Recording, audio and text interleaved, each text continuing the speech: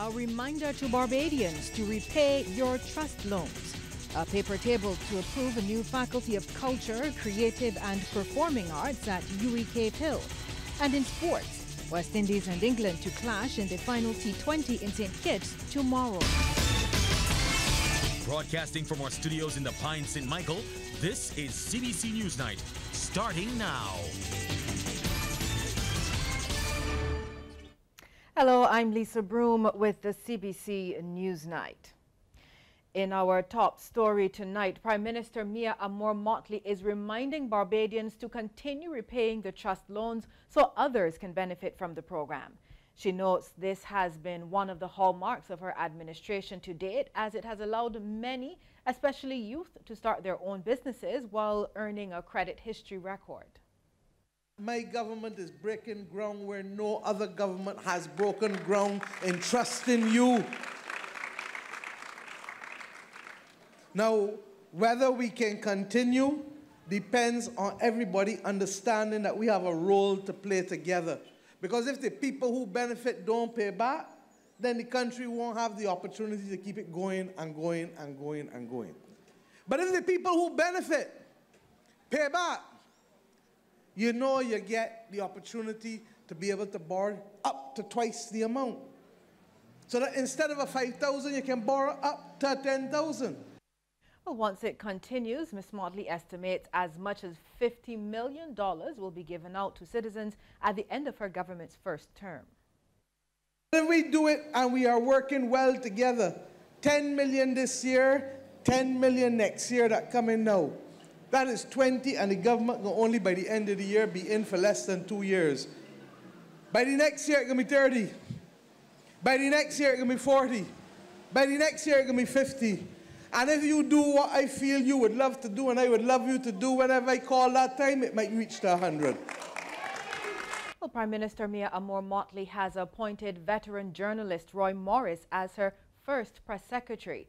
The former editor-in-chief at the Nation Publishing Company Limited and founding editor-in-chief and chief executive officer of Barbados Today will take up the appointment come Monday.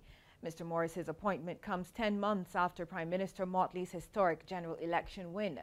Prime Minister Motley says she took her time in making the appointment because she believes it's a critical position in communicating the government's programs to the people. The Prime Minister is also confident Mr. Morris's experience in journalism and media in the private sector will add value and make a difference to the task of building the best Barbados together as a people. We're hearing tonight that Barbados is quickly falling behind in science, technology, engineering and mathematics. Dean of the Faculty of Science and Technology at the University of the West Indies, Dr. Colin Depredine, made the revelation during the Campus Council's annual meeting. He says STEM has reached a point of crisis and a lack of innovation is to blame. We have become a society of great consumers of technology and to some extent its use. But when it comes to the innovation and creativity necessary for the entrepreneurial side of it, we're failing fast, mainly because of a lack of a sustained support for science, technology, engineering, mathematics in Barbados. So we have essentially missed the beginning of the mobile app boom. We're about to miss the beginning of the AI boom. And if we're not careful, we'll miss the Internet of Things, let's say boom. Dr. Depredine says society still believes people in these fields should be confined to basements to create new technology rather than at the helm of companies. Over the past academic year, the faculty has been trying to rid students of that mentality by partnering with STEM-based private sector companies and engaging past students of the faculty who have gone on to make a name for themselves. Well, the University of the West Indies has received a proposal to set up a Faculty of Culture, Creative and Performing Arts. Principal and Pro-Vice Chancellor Professor Udine Baroto tabled a paper to approve the new faculty during the campus's annual council meeting. She says the faculty, the first to be established at Cave Hill since the Faculty of Law in 1970, will provide tremendous economic and social benefits to the UE, to Barbados and the region. The faculty will provide intellectual leadership and career opportunities in the burgeoning cultural industries of the Caribbean and internationally. The faculty structure provides institutional prominence and marketing visibility for the degrees in cultural studies, film, dance, and theater. The significant part here is that this faculty can be established with no additional cost for resources or facilities. Professor Barato also announced Cave Hill's plan to break ground on a multi-million-dollar dorm facility in May. The new 100-room facility is expected to be located close to the existing dorms at Paradise Park. Demand for on-campus accommodation has far outstripped our ability to meet it, and we are therefore taking steps to remedy the situation. The dorm will also assist significantly in our internationalization efforts, which are holding great promise as we seek to provide students from Guyana and other parts of the world with a quality education here at our campus. The construction of these dorms also come at a critical time for our local economy, as it will provide a much-needed injection of employment opportunities.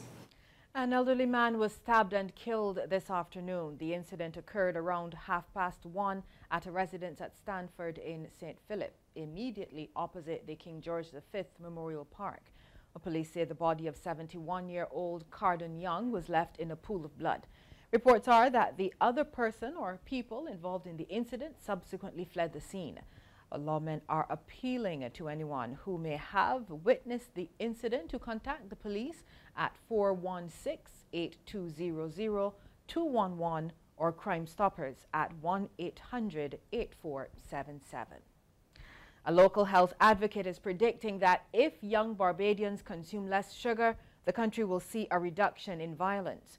Chairman of the National NCD Commission, Professor Sir Trevor Hassel, says the data shows that healthy children are less likely to engage in deviant behavior. He's therefore making another call for the ban, sale and marketing of sugar-sweetened drinks and unhealthy fast foods in or around schools. There is increasing evidence that shows a direct connection between high sugar intake and violence and aggression in children. Reduce the sugar intake of our children in Barbados, and I dare say we will contribute in doing so to the reduction of violence and aggression in our children in schools. Sir Trevor was addressing the opening ceremony of the Barbados National Registry's 10th anniversary extravaganza. He says a healthier Barbados is one which achieves the 17 Sustainable Development Goals. And he's suggesting that a National Prime Ministerial Commission be set up to monitor Barbados's progress in meeting these SDGs. Well, the first in a series of community business fairs was launched earlier today at the Playing Field at Greens in St. George. And Minister of Small Business Dwight Sutherland says the fairs will provide established and aspiring business people with a forum to showcase their products and services. There must be an entrepreneurial orientation to rural development that seeks to accept entrepreneurship as the central force of economic growth and development, since without it, other factors of development will be wasted or frittered away. However, one's acceptance of entrepreneurship must be couched in the reality that entrepreneurship as a central development force by itself will not lead to rural development and the advancement of rural enterprises. Rather, what is also needed is the creation of an environment that enables entrepreneurship in rural areas.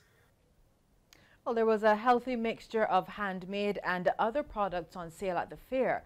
For several of the business people, it was their first time taking part in that type of event, and they were generally happy with the experience.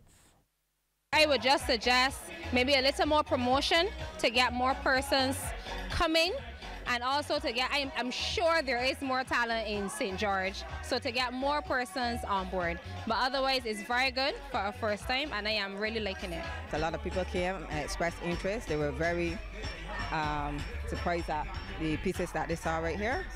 And it's not really the pieces that I would have liked to showcase, but nevertheless, I got good traffic, right, and good response for it. I think it should be done in every parish, and I hope that the others take a leaf out of this book and showcase the talent that they have in the community. And I think it's a very good idea. Prime Minister Mia Motley believes more must be done to empower the country's young women. She made the appeal during an event called Her Story, Journey to Leadership, which was hosted by the American Chamber of Commerce for Barbados and the Eastern Caribbean. Ms. Motley made history when she became Barbados's first female Attorney General, opposition leader, and now Prime Minister. She says while she did not come to be the first, she intends to make sure that she's not the last. Because there are so many young women who need to know that they too can. That they too can.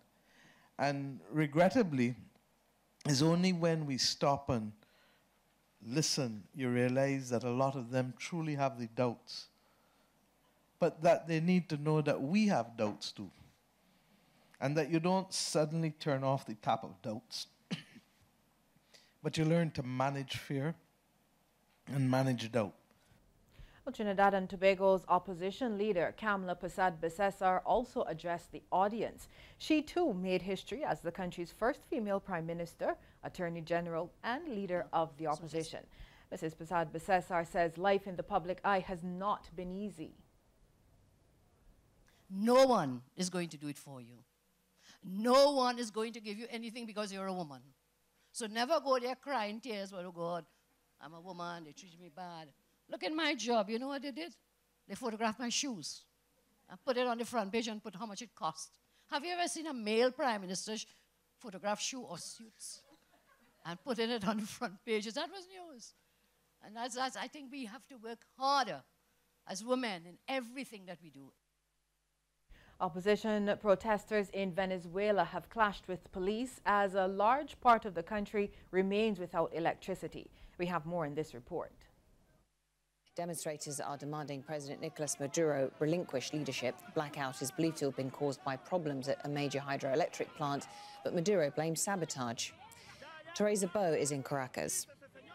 Ongoing right now is the biggest power outage that some say is the biggest in this country's history, that is still affecting many states of Venezuela. This has generated a crisis, mostly in hospitals. We have been going around some of the city's hospitals and we've seen authorities trying to cope with the situation, trying to set up power plants that were not working in order to save children's lives, people's lives who depend mostly on life support.